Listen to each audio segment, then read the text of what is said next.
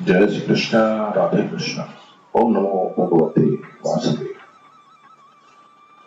पूर्वोक्त ज्ञान साधन समुदाय के द्वारा जिसको जाना जाता है उस साध्य तत्व का अब ज्ञेय नाम से वर्णन आरंभ करते हैं। इस श्लोक में भगवान ने प्रविक्ष्यामि पद से ज्ञेय तत्व का वर्णन करने के लिए प्रतिज्ञा की है। भगवान यहाँ ज्ञेय तत्व के वर्णन का उपक्रम करते हुए प्रतिज्ञा करते हैं कि जिसकी प्राप्ति के लिए ही मनुष्य शरीर मिला है, जिसका वर्णन उपनिषदों, शास्त्रों और ग्रंथों में किया गया है, उस प्रापणीय ज्ञेय तत्व का मैं अच्छी तरह से वर्णन करूंगा। ज्ञेयम, ज्ञेयम मतलब आवश्यक जानने योग्य। कहने का तात्पर्य है कि संसार में जितने भी विषय, पदार्थ, विद्याएं, कलाएं आदि हैं, वे सभी अवश्य जानने योग्य नहीं है। अवश्य जानने योग्य तो एक परमात्मा ही है। कारण कि सांसारिक विषयों को कितना ही जान ले तो भी जानना बाकी ही रहेगा। सांसारिक विषयों की जानकारी से जन्म मरण भी नहीं मिटेगा, परंतु परमात्मा को तत्व से ठीक जान लेने पर जानना बाकी नहीं रहेगा, वो जन्म मरण भी मिट जाएगा।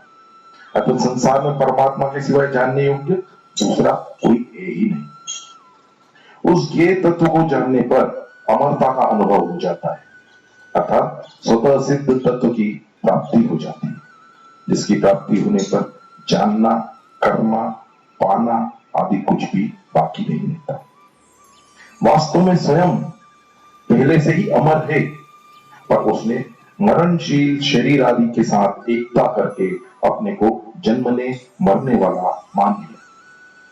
परमात्मा तत्व को जानने से यह भूल मिट जाती है और वह अपने वास्तविक स्वरूप को पहचान लेता है, अर्थात अमरता का अनुभव कर लेता है।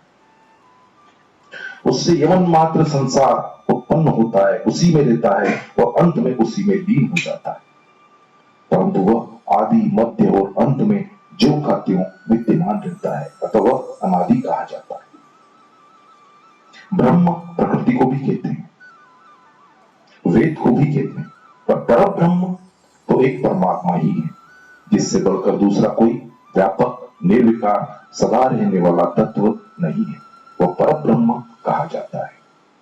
उस तत्व को सत भी नहीं कह सकते और असत भी नहीं कह सकते, कारण कि असत की भावना, सत्ता के बिना उस परमात्मा तत्व में सत शब्द का प्रयोग नहीं होता, इसलिए उसको सत नहीं कह सकते। और उस परमात्मा तत्व का कभी अभाव नहीं होता, इसलिए उसको असत भी नहीं कह सकते। तात्पर्य है कि उस परमात्मा तत्व में सत असत शब्दों की अर्थात वाणी की प्रवृत्ति होती ही नहीं, ऐसा वह कर्ण निरपेक्ष तत्व है। जैसे पृथ्वी पर रात और दिन ये दो होते हैं, इनमें भी दिन के अभाव को रात और रात के अभाव को दिन कह देते हैं, परंतु सूर्य में रात और दिन ये दो भेद नहीं होते, कारण कि रात तो सूर्य में है ही नहीं, और रात का अत्यंत अभाव होने से सूर्य में दिन भी नहीं कह सकते, क्योंकि दिन शब्द का प्रयोग रात की अपेक्षा से किया जाता है। यदि रात की सत्ता न रहे तो न तो दिन कह सकते हैं न रात। ऐसे ही सत की अपेक्षा से असत शब्द का प्रयोग सिद्ध होता है और असत की अपेक्षा से सत शब्द का प्रयोग होता है। जहां परमात्मा को सत कहा जाता है, वहां असत की अपेक्षा से ही कहा जाता है, परंतु जहां असत का अत्यंत अभाव है, वहां परमात्मा को सत नहीं कह सकते, और जो परमात्मा निरंतर सत है उसको असत नहीं कह सकते। अतः परमात्मा में सत और असत इन दोनों शब्दों का प्रयोग नहीं होता। जिसे सूर्य दिन रात दोनों से विलक्षण केवल प्रकाश रूप है, ऐसे ही वह ज्ञेय तत्व सत असत दोनों से विलक्षण है। दूसरी बात, सत असत का निर्णय बुद्धि करती है, और ऐसा कहना भी वही होता है जहां वह मन, वाणी और बुद्धि का विषय होता है, परंतु ज्ञेय तत्व मन, वाणी और बुद्धि से सर्वथा अतीत है, अतः उसकी असत सत संज्ञा नहीं हो सकती। परिशिष्ट भाव यह है कि परमात्मा तत्व को ज्ञेय कहने का तात्पर्य है कि वह तत्व जानने योग्य है, उसको जानना चाहिए, वो जानने में शक्य है, अर्थात जाना जा सकता है। वास्तव में वह तत्व जानने में आता नहीं है, क्योंकि प्रकृति से अतीत होने के कारण वह प्रकृति की पकड़ में नहीं आता, परंतु वह स्वयं से प्राप्त किया जा सकता है। प्रकृति और पुरुष दोनों को अनादि कहा गया, अतः दोनों का मालिक होने से परमात्मा को यहाँ अनादितम अर्थात अनादि वाला कहा गया है। अनादि परम ब्रह्म पदों का ऐसा अर्थ भी ले सकते हैं। अनादि मत परम ब्रह्म अर्थात ब्रह्मा मेरे प्रायण आश्रित है। 7वें अध्याय के 5वें श्लोक में भगवान ने अपरा प्रकृति को इतियम में कहकर और परा प्रकृति जीवात्मा को मैं पराम कहकर दोनों को अपने अधीन बताया। अतः दोनों के मालिक भगवान ही हुए। उपनिषद में भी आया है, प्रकृति तो शर परिवर्तनशील है और इसको भोगने वाला पुरुष जीवात्मा अमृत स्वरूप अक्षर अपरिवर्तनशील है। इन दोनों प्रकृति और पुरुष को एक ईश्वर अपने शासन में रखता है। गीता में एक ही समग्र परमात्मा के 3 प्रकार से वर्णन आया है। पहला, परमात्मा सत भी है और असत भी है, सत सच्चा हम। दूसरा, परमात्मा सत भी है और असत भी है और सत असत से पर भी है, सत सत परम यत। तीसरा, परमात्मा ना सत है ना असत है। इसका तात्पर्य है कि वास्तव में एक परमात्मा के सिवाय कुछ भी नहीं है। वह मन, बुद्धि और वाणी से सर्वथा अतीत है, इसलिए उसका वर्णन नहीं किया जा सकता और उसको प्राप्त किया जा सकता है। वास्तव में परमात्मा तत्व का वर्णन शब्दों से नहीं कर सकते।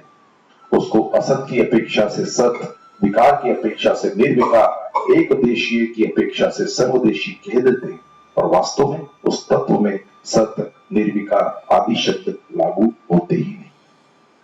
कारण कि सभी शब्दों का प्रयोग सापेक्षता से और प्रकृति के संबंध से ही होता है, पर तत्व निरपेक्ष और प्रकृति से अतीत है। देश, काल, वस्तु, व्यक्ति, अवस्था, गुण आदि को लेकर ही संज्ञा बनती है। परमात्मा में देश, काल आदि है ही नहीं, फिर उनकी संज्ञा कैसे करें? इसलिए यहां आया है कि उस तत्व को न सत कहा जा सकता है और न असत ही कहा जा सकता है। परमात्मा तत्व का आदि आरंभ नहीं है, जो सदा से है उसका आदि कैसे? सब अपर है, वह पर है, वह न सत है न असत। आदि अनादि, पर अपर और सत असत का भेद प्रकृति के संबंध से। वह तत्व तो आदि अनादि, पर अपर और सत असत से विलक्षण है। इस प्रकार भगवान ने ज्ञेय तत्व का वर्णन करने की जो बात कही, वह वास्तव में वर्णन नहीं है, प्रत्युत लक्ष्य अर्थात लक्ष्य की तरफ दृष्टि कराने वाला है। इसका तात्पर्य ज्ञेय तत्व का लक्ष्य कराने में है, कोरा वर्णन करने में नहीं है। इसलिए साधक को भी लक्ष्य की दृष्टि से ही विचार करना चाहिए, केवल सीखने की दृष्टि से। संबंध पूर्व श्लोक में वह तत्व न सत कहा जा सकता है न असत, ऐसा कहकर ज्ञेय तत्व का निर्गुण निराकार रूप से वर्णन किया। अब आगे के श्लोक में उसी ज्ञेय तत्व का सगुण निराकार से के रूप में वर्णन करते हैं। सर्वोत्तम प्रणिपात तत्व, जिसे स्याही में सब जगह सब तरह की लिपियां विद्यमान है, अतः लेखक स्याही से सब तरह की लिपियां लिख सकता है। सोने में सब जगह सब तरह के गहने विद्यमान है, अतः सुनार सोने में किसी भी जगह से जो गहना बनाना चाहे बना सकता है। ऐसे ही भगवान के सब जगह ही हाथ और पैर है, अतः भक्त भक्ति से जहां कहीं जो कुछ भी भगवान के हाथ में देना चाहता है, अर्पण करना चाहता है, उसको ग्रहण करने के लिए उसी जगह भगवान के हाथ मौजूद है। भक्त बाहर से अर्पण करना चाहे अथवा मन से, पूर्व में देना चाहे अथवा पश्चिम में, उत्तर में देना चाहे अथवा दक्षिण में, उसे ग्रहण करने के लिए वही भगवान के हाथ मौजूद है। ऐसे ही भक्त जल में, स्थल में, अग्नि में, जहां कहीं जिस किसी भी संकट में पड़ने पर भगवान को पुकारता है, उसकी रक्षा करने के लिए वहां ही भगवान के हाथ तैयार है, तथा भगवान वहां ही अपने हाथों से उसकी रक्षा करते हैं। भक्त जहां कहीं भगवान के चरणों में चंदन लगाना चाहता है, पुष्प चढ़ाना चाहता है, नमस्कार करना चाहता है, उसी जगह भगवान के चरण मौजूद है। हजारों लाखों भक्त एक ही समय में भगवान के चरणों की अलग अलग पूजा करना चाहे तो उनके भावों के अनुसार वहां ही भगवान के चरण मौजूद है। भक्त भगवान को जहां दीपक दिखाता है, आरती करता है, वहां ही भगवान के नेत्र हैं। भक्त जहां शरीर से अथवा मन से नृत्य करता है, वहां ही भगवान उसके नृत्य को देख लेते हैं। तात्पर्य है कि जो भगवान को सब जगह देखता है, भगवान भी उसकी दृष्टि से कभी ओझल नहीं होते। भक्त जहां भगवान के मस्तक पर चंदन लगाना चाहे, पुष्प चढ़ाना चाहे, वहां ही भगवान का मस्तक है।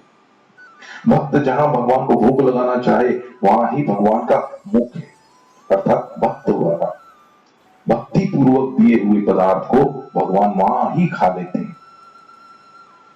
भक्त जहां कहीं जोर से बोलकर प्रार्थना करे, धीरे बोलकर प्रार्थना करे अथवा मन से प्रार्थना करे, वहां ही भगवान अपने कानों से सुन लेते हैं।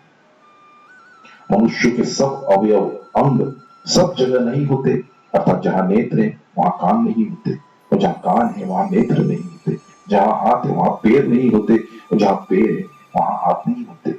परंतु भगवान की इंद्रियां, उनके अवयव सब जगह, अतः भगवान नेत्रों से सुन भी सकते हैं, बोल भी सकते हैं, ग्रहण भी कर सकते हैं इत्यादि। तात्पर्य है कि वे सभी अवयवों से सभी क्रियाएं कर सकते हैं, क्योंकि उनके सभी अवयवों में सभी अवयव मौजूद हैं। उनके छोटे से छोटे अंश में भी सब की सब इंद्रियां हैं। भगवान के सब जगह हाथ, पैर, नेत्र, सिर, मुख और कान, कहने का तात्पर्य है कि भगवान किसी भी प्राणी से दूर नहीं है, कारण कि भगवान संपूर्ण देश, काल, वस्तु, व्यक्ति, घटना, परिस्थिति आदि में परिपूर्ण रूप से विद्यमान है। संतों ने कहा है, चहु दिसी आरती, चहु दिसी पूजा, चहु दिसी राम और नहीं पूजा। संसारी आदमी को जैसे बाहर, भीतर, ऊपर, नीचे और सब जगह संसार ही संसार दिखता है, संसार के सिवा दूसरा कुछ दिखता ही नहीं, ऐसे ही परमात्मा को तत्व से जानने वाले पुरुष को सब जगह परमात्मा ही परमात्मा दिखते हैं। अनंत सृष्टियां हैं, अनंत ब्रह्मांड है, अनंत ऐश्वर्य है, और उन सब में देश, काल, वस्तु, व्यक्ति आदि भी अनंत है। वे सभी परमात्मा के अंतर्गत है। परमात्मा उन सबको व्याप्त करके स्थित है। 10वें अध्याय के 42वें श्लोक में भी भगवान ने कहा है कि मैं सारे संसार को एक अंश में व्याप्त करके स्थित हूं। परिशिष्ट भाव है कि परमात्मा में सब जगह सब कुछ है। जैसे कलम और स्याही में किस जगह कौन सी लिपि नहीं है, जानकार आदमी उस एक ही कलम और स्याही से अनेक लिपियां लिख लेता है। सोने की ढली में किस जगह कौन सा गहना नहीं है, सुनार उस एक डल्ली में से कड़ा, कंठी, हार, नथ आदि अनेक गहने निकाल देता है। इसी तरह लोहे में किया जगत कौन सा औजार अथवा अस्त्र शस्त्र नहीं है, मिट्टी और पत्थर में किस जगह कौन सी मूर्ति नहीं है, ऐसे ही परमात्मा में किस जगह क्या नहीं है। परमात्मा से ही यह सब सृष्टि पैदा हुई है, उसी में स्थित रहती है और अंत में उसी में लीन हो जाती है। पहले भी वही है, पीछे भी वही है, फिर बीच में दूसरी चीज कैसे आए, कहां से आए। इस बात को साधक दृढ़ता से विचार स्वीकार कर ले तो फिर परमात्मा दिखने लग जाएगा, क्योंकि वास्तव में है ही वही, दूसरी चीज है ही नहीं। भगवान कहते हैं, सृष्टि से पहले भी मैं विद्यमान था, मेरे सिवाय और कुछ भी नहीं था, और सृष्टि उत्पन्न होने के बाद भी जो कुछ भी यह संसार दिखता है वह भी मैं ही। सत असत तथा सत असत से परे जो कुछ कल्पना की जा सकती है वह भी मैं ही हूं। सृष्टि के सिवाय भी जो कुछ है वह भी मैं ही हूं, और सृष्टि का नाश होने पर जो शेष रहता है वह भी मैं ही हूं। तात्पर्य है कि सत्ता एक ही है, द्वंद्वों में उलझे रहने के कारण उसका अनुभव नहीं होता। जय श्री कृष्ण, राधे कृष्ण। ओम नमो भगवते वासुदेवाय।